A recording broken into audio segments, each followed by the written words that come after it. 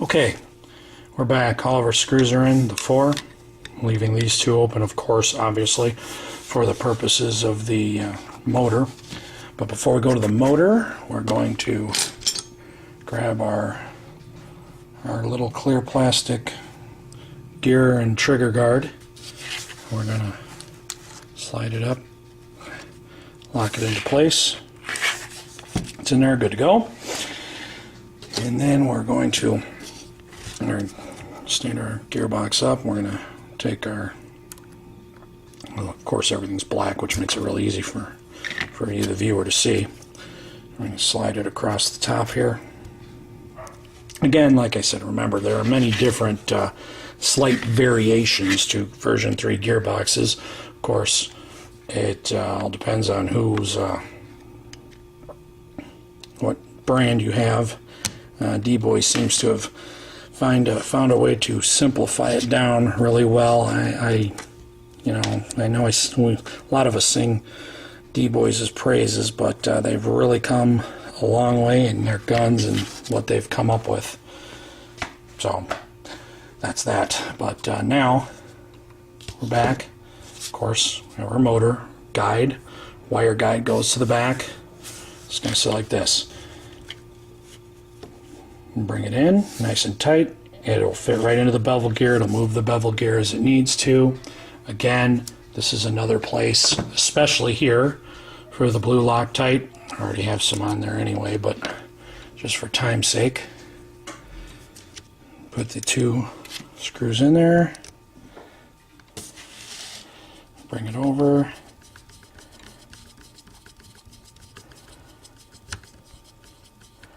And tighten it, cinch it down real good.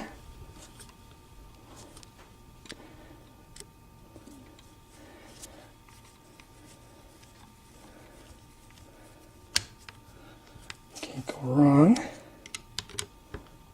And just don't over tighten them. Don't feel you need to gorilla the thing. Sometimes I'll go to especially on these, I'll go to a larger tip on the screwdriver if it'll fit in there, and give them just that extra snug, because this is where the vibration comes in. It's the motor.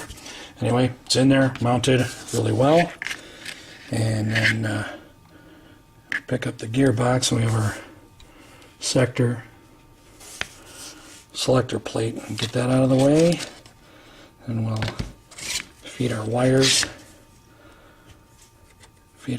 down into the guide, making sure they're all in there and through. Now, of course, it's important, as this has happened many times. You see the red here, that's where your positive goes. Obviously, red to red is a pretty good rule of thumb. Some people, I've heard of people soldering their connections. I don't know. Jury's out on that one for me. That's fine. I have a soldering iron right here on the bench within quick reach of me. If I wanted to do it, I'd probably do it. But I don't know. It just seems like a lot more maintenance. Some guys, depends on how serious you get about the hobby. If you really want to, go ahead. But as far as when it comes to soldering, I prefer quality soldering devices, not the standard Radio Shack, iron heat sink style soldering gun that will annihilate the inner workings of anything within a matter of a couple seconds. So that's just a preference kind of thing, and that's something you'll have to deal with on your own. I can give suggestions, but that's about it. Okay, so now we're going to stick with this side of the gearbox. It's one of the few times we're opposite. And take our little, we're going to start putting our selector back together, and of course we want the teeth to mesh up properly, and which they do. If you see here, got the first tooth of the nylon selector into the first opening of the selector, so by rights it should rotate up and back as so. That's all the way forward. I'll bring it over. Can't go wrong. I'll zoom in on it. You can see it in the shadow here, but there is a slight bevel going on here. You can't go wrong. It's a crown. So when you put this piece back on, it will only fit one way. Can't go wrong. Next is the last part of our selector. It'll go in like this, of course, with our notch fitting in, and there is a nub right up here for this, so it will rotate as such. And lastly, our plate or hole on this side matches up with the nub there. It'll fit over our screw hole, and we'll line up our teeth as required. And of course, I want the teeth to mesh properly. And you just caught me. I put it in there upside down. That's okay though, because it's all learning experience, part of a learning curve. If we're not learning, no, then we need to give it up. Okay, so we lift it. We got it here. In this position is full safety. Obviously, the little nub on the back side here will not allow the trigger to engage. So we're good to go there. We'll go ahead, grab our screw. Not necessary to put Loctite on here if you don't have to. It's not overly critical. Go ahead and tighten it in there, and it's gonna seat with the crown. Keep a finger on there so you're not rotating it if you don't have to. Nice and tight, good to go.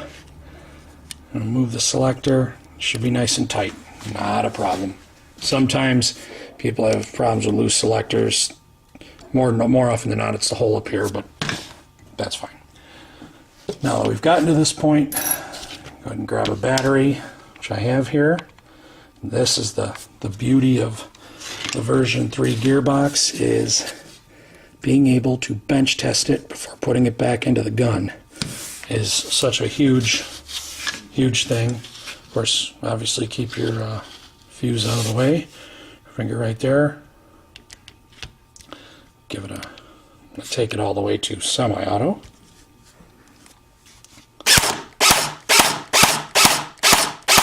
Feels good. Lots of air coming through there, probably more so than when I first took it apart. It's clean. It's good to go. We can even go ahead and go about halfway and hold her back. Keep everything on here.